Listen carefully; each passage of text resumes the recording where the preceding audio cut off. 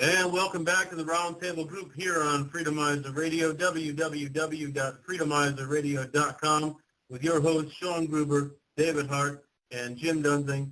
We're going to cover this hour here, developments here in Sin City as it relates to Metro. We have on the phone Kelly from Cop Block, who was recently involved just this weekend in a rally this Saturday that was interrupted by officials from the Las Vegas Metropolitan Police Department.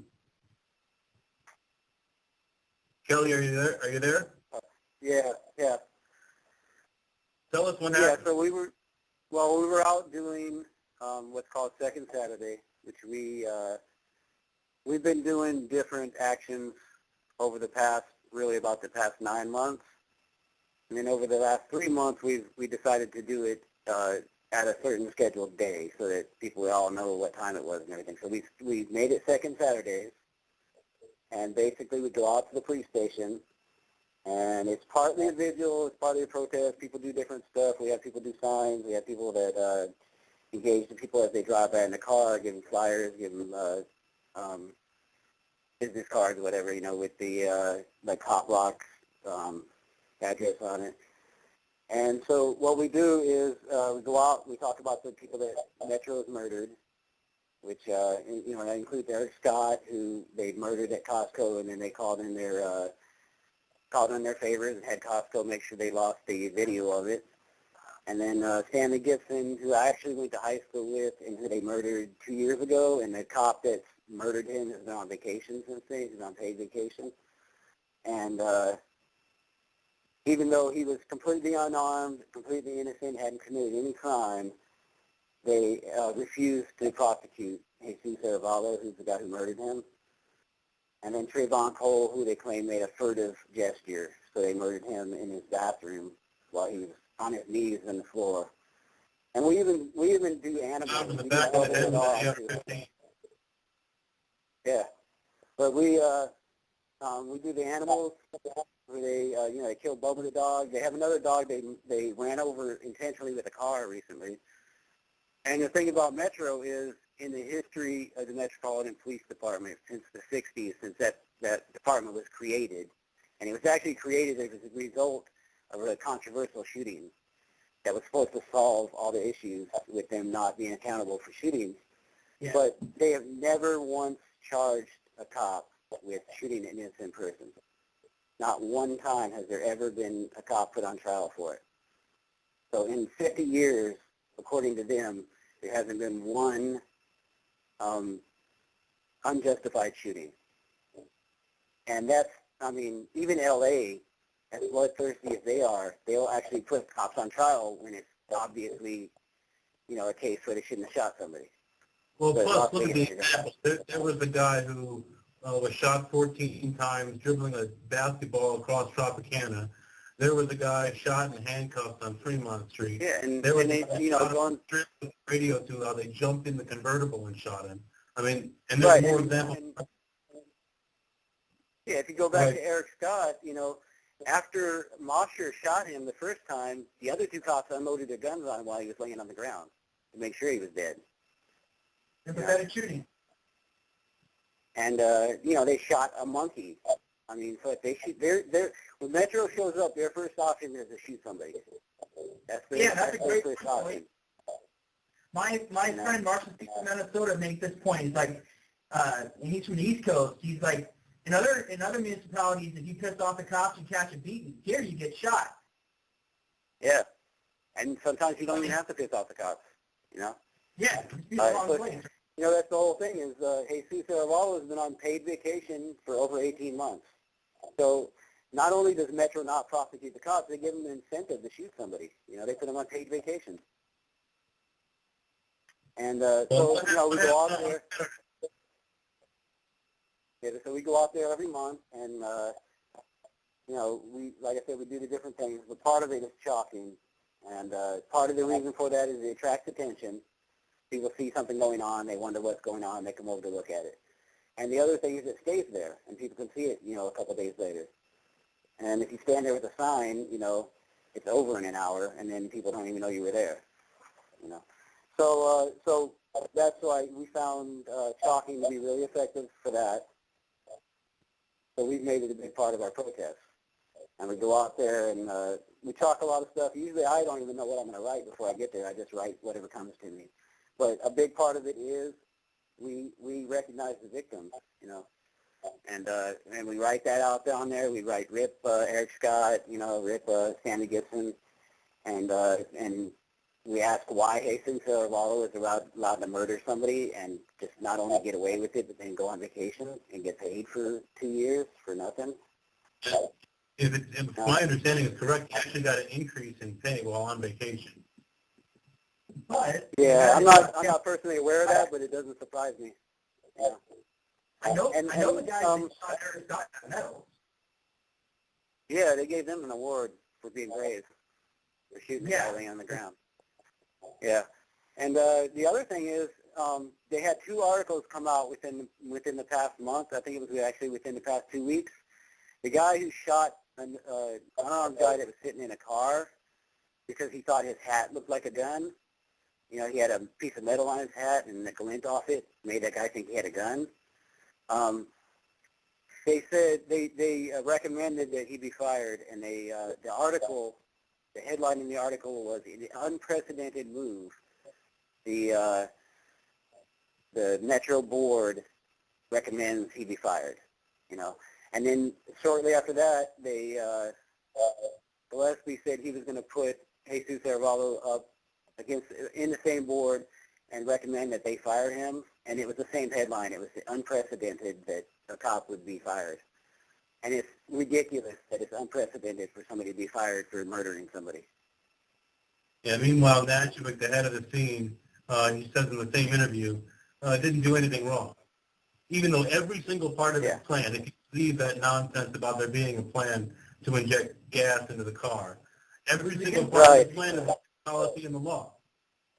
Well, yeah, and that was the whole thing, and I know you were at the police fatality review, whatever the fuck they call it now, that's created to do anything but make sure the details are made to the public, is to hide the details. But that was the whole thing, is one thing after another was what the cops did wrong and what was against policy, which putting tear gas in an enclosed space like a car is against Metro policy. But yet, nobody... good, and with the alternative, everybody knows that Stanley's dead. And so, they were just going to kill him. I guess that's okay. Well, the other thing I noticed during that was when they were talking about the positioning of people, Jesus Arevalo was like, he was too far to the east, so he was in front of the driver window basically. So he was basically in the wrong position, but he was like where he had a straight shot towards Stanley through the driver window. And then later he moved around to the passenger window. And it was like as if he was looking for a clear shot, basically. And his ex-wife said that he had told her he was looking to kill somebody so he could have free time. So basically, I think he was actually looking for an opportunity to shoot Stanley and kill him.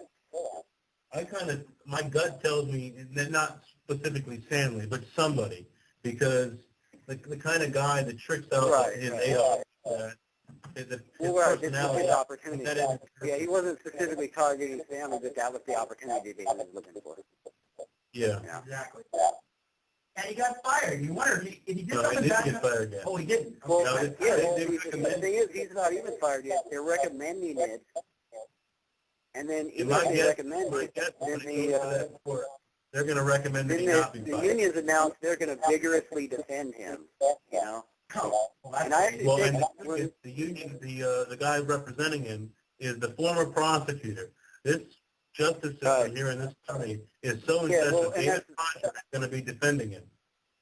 That's one of the other things. At the time that Stanley was murdered, Rogers was the DA, and a month later he resigned to become the official lawyer of the union for the police. So, I mean, what kind of conflict of interest is that? He's negotiating with the police. There's no way he's going to put them up for charges when he's trying to get a job with them. Great point. You know? Let's say, for instance, they have charged, had decided to terminate him. If he's ready for termination, shouldn't he be ready for prosecution? Not every time, but 8 out of 10 times. But what are you firing him for? Well, that's the other thing. I mean, even if you look at it and you give him the benefit of the doubt and say, well, this was a horrible accident, if I was working at a meatpacking plant and I accidentally knocked one of my coworkers into the shredder and killed him, they wouldn't put me back on the job. You know, I'd be in trouble. I'd be in jail for negligence if nothing else. Yeah, you're catching a manslaughter. Yeah. Yeah, Metro's crazy, man. If I was just like, well, that guy looked like a cow, so I accidentally threw him in there, you know, that wouldn't fly, you know. It wouldn't be a good excuse, you know. Remember I'd be up on charges for something. Years ago when they killed a bunch of people driving through intersections without their flashing lights on? Yeah, well, that's the other thing is they always talk about, because this cop, when we were dealing with him, he was even like, well, a lot of cops die too.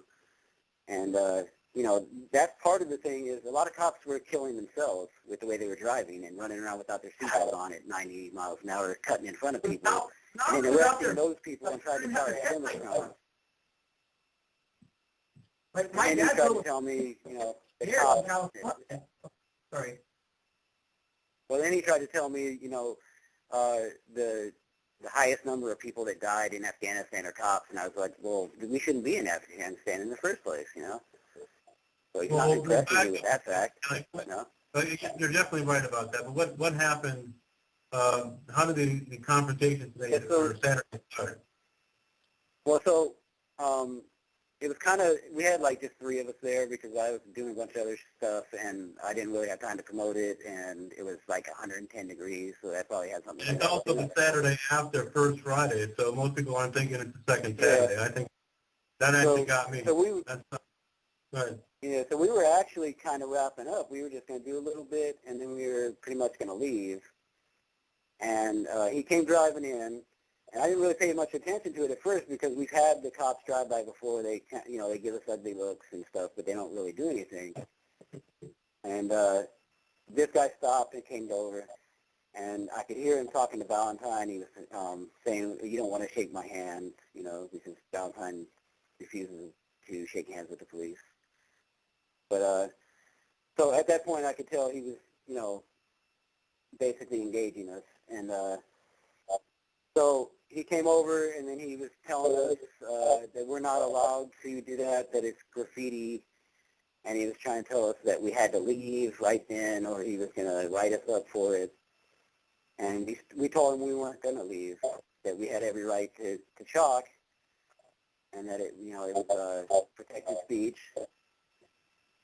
And at the, you know, after a couple minutes of that, then he decided he was going to write us a ticket. He tried to tell us to come over to his car. We said, no, we're not going to your car.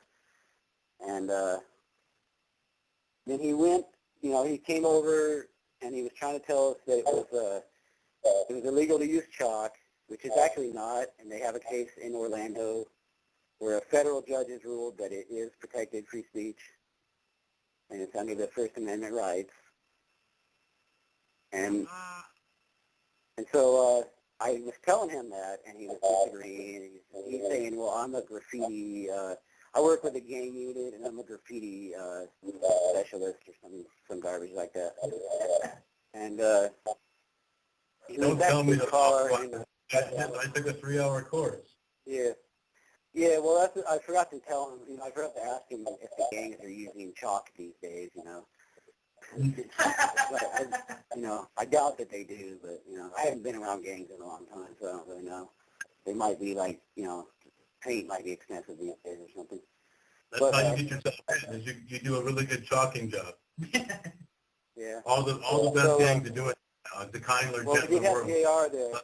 We did have JR there, who's an amazing artist, and he does great murals while we're doing our chalking events. But he went back to his car, and he was there at his car for like 45 minutes. And what happened is he couldn't figure out. And we actually, Ballentine called he called 311, which is like the non-emergency phone number for the police, and talked to the dispatcher, and she actually said to him that she didn't think it was illegal. So I think they said the same thing to him when he called in, and then he didn't want to come back and tell us that, because we were being, we have the video, and we were really being like really antagonistic toward him, because part of the thing is when they're running around murdering people, I want to ruin his day. I wanted to make it the worst day he's had in a long time. I want him to go home angry, because I want to shame them into actually getting rid of these cops that are murdering people, What I can't figure out is why these bastards can't find somebody that actually deserves to get shot. It's not that hard to find. You don't have to look that hard. Why do they have to keep shooting people that don't deserve it? Yeah. But so and also before that, I had told him I wanted to be a supervisor, and he was a sergeant, and he said, I'm the supervisor, So he said he wasn't going to call a supervisor. So he went over to his car, and he's sitting over there and sitting over there and sitting over there. And, at this time, we're, like, goofing off and laughing and having a fun time, actually. And when he finally came back, he started saying something about somebody in a red or gray shirt or something, which none of us had. So I don't know if he's, like, colorblind or something, but none of us had a shirt that matched that. So we couldn't figure out who he was actually trying to talk to, but apparently he was trying to talk to me, and he was saying, well, I did actually call my supervisor, so you guys get to speak to him. And at that point, another guy had shown up who I assumed at the time was his supervisor, but I guess it was just another sergeant or whatever, another officer. But so then he went back to the car again, and he's, back on the phone, and he came around, and he's giving us tickets, and he's telling us, we're not allowed to draw graffiti. And I kept correcting him and telling him that we were actually drawing with chalk, and it's not considered graffiti. And I made him actually say, I made him actually say what he was citing us for. I made him actually say that we were drawing with chalk, because I wanted that on record in case they, we went down there and the charges were graffiti, and, they just disregarded the fact that it was chalk. I wanted to actually on record so that we could show them that we weren't doing anything illegal. What statute did he cite?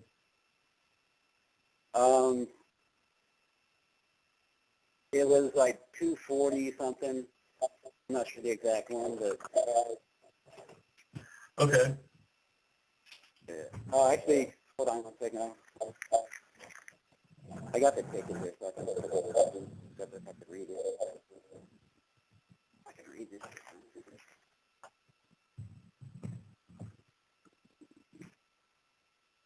Okay, so it's 10.44.100.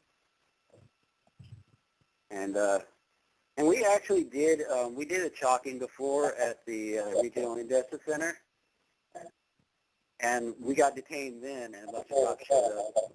And they specifically told us that we could draw on the sidewalk, but we weren't allowed to draw on the building, because we had drawn all over the whole steps and actually on the side of the building and everything. And at that time, they actually told us it was legal to do on the sidewalks, but that we couldn't do it on the buildings. So okay, and all the Saturday was on the sidewalk? What's that? All the chalk on Saturday was on the sidewalk? This time, yeah. Okay. Yeah, everything was on the sidewalk. And so they gave you tickets, and I don't see that that statute you cited. It doesn't sound like an NRS. I'm not sure what exactly it is, yeah, but I might have read it wrong. They gave you a ticket for writing with chalk on the sidewalk. I guess they're calling it graffiti, knowing it won't end up with 2 hours out there. That's what the supposed charge is, graffiti. And then, like I said, when you see the video, it's actually really funny, because we were really making fun of the guy, and this guy was having, like, the worst day. And, like, when he gave me his ticket, it said chalk, but it said C-H-A-C-K, and I was like, really, that's how you spell? And I asked him, like, don't you have to graduate high school to be a cop, and just barely. And then he wrote chalk on the sidewalk. Yeah, and then he Well, he kept saying, like, that's what the courts are for when we were telling him he was wrong. And I was like, no, the courts aren't just, you can write up anything you want as illegal, you know. The courts aren't designed for you just to write shit down, whatever you want, you know, and try to pass it off as we're breaking the law. Theoretically, at least, for harassment of that kind. Yeah. And then he was like, well, it's not my job to decide that. And I was like, no, you're a cop. It's your job to know the law, especially when you're trying to cite somebody for it. And I actually said, like, you know, if you worked at Dairy Queen, you didn't know how to make an ice cream cone, they'd fire you. You know, they wouldn't be like, well, that's what customer service is for, you know. But so eventually the lieutenant did show up, his supervisor. And so what the lieutenant told us is they called a DA and then they called a judge. So the 45 minutes they were sitting in the car, they were sitting trying to figure out some way to give us a ticket and not have to lose face by telling us that we were right, is what was actually happening. To avoid a malicious prosecution charge and still give you something. Yeah, well, and he didn't want to look. What's planned in response now? I know you guys are almost done editing up a video. What else you got going on? Yeah, well, we actually have a lawyer that says that he'll defend us free. He will be fighting the tickets. And we do have the video almost done, so it'll probably be up, like, tonight, actually, probably. And where can people go tomorrow to watch that video? Yeah, the URL. Okay, he Or says that he emailed you a link on Facebook. But you have your website is like copblock.com/Nevada or something? Well, it's nvcopblock.org. There you go, nvcopblock.org, and you'll probably have a link up on that page tomorrow? Yeah. So sometime tonight or so it'll get posted. Tomorrow, check on it, and you'll be able to see the video. We'll cover it here on Thursday. And Kelly, anytime you want to come on the show, you're welcome. Call on in. Anything else you want to add? Maybe talk about the next second Saturday in July? Yeah, we'll definitely be out there. I'm not sure what day it's on, but it's the second Saturday. So, you know, we set it up so that it would be, you know, an easy to remember day. And we have nvcopblock.org, which will post the information for that. We also have a meetup group. If you go on our Facebook page, you can find links to all that. We have a website with sunsetactivistcollective.org, which the three of us all also belong to the Sunset Activist Collective. And we have the old occupylv.org, which usually announces all our stuff also. And I'll be pushing this onto the actual national Copblock site. So copblock.org, I'm not sure what their turnaround time is on posting stuff, but within the next few days or a week, it'll probably be on there. But tomorrow, go to nevadacopblock.org, and you'll be able to see the whole video. Or I'm sure if you check my Facebook, you'll see it. Thanks again, Kelly, for calling in. Hey, Kelly, one more thing. You heard anything about what happened to that one of those founders from Cop Block, the national organization that got shot 3 times for open carrying out in Missouri? Jeffrey Winehouse? Yeah, how's he doing? You heard? I haven't heard anything recently as far as like his condition. I know he, the last I heard was he said that he had cameras in his car and that mysteriously disappeared. But they got that audio of the I believe he's going to recover and everything. But they did, I mean, they shot him. They tried to kill him, you know. Yeah. And basically what they did with him is they supposedly set up a meeting to talk to him, or at least that's what they told him. And instead, it was basically like to arrest him. But it's not execution. You know? When he showed up, they tried to say that he tried to pull his gun, and then they shot him, basically. You know. Yeah, which is bullshit. They just carry it all the time, and they knew they can get away with saying that. Well, I also heard that the highway patrol out there has dash cams, so I don't know what happened to that video, you know. Well, but like I said, there is audio. I don't know where the audio came from, but there's audio of the shooting where you can hear what's going on, and they don't ever say drop your gun, put your gun down, don't reach for your gun, none of that. Yeah, and they usually say that even if you're not reaching for a gun, just like so that bystanders will hear it, you know. Exactly. Great point. Yeah. I didn't hear that audio. Tell me just that. Yeah, good point of advice is never meet the cops out in the middle of like a deserted parking lot. Yeah, especially if you're open carrying, they're killing you. Right. Yeah, that's not a good idea. So if the cops ever invite you to meet them in an open parking lot for no reason, well, they had a reason, but if they ever invite you to meet them by yourself in an open parking lot, don't do it. Yep. All right, thank you. All right, thanks a lot, Kelly. And once the video's up and some more details, feel free to call in Thursday or next Sunday, or like I said, whenever you want to call in, you're welcome to call in. Thanks again for coming on and for everything you do in this fight, Kelly. Yeah, thanks a lot, Jim. You got it. We're going to take a break here and come back here on the Roundtable Group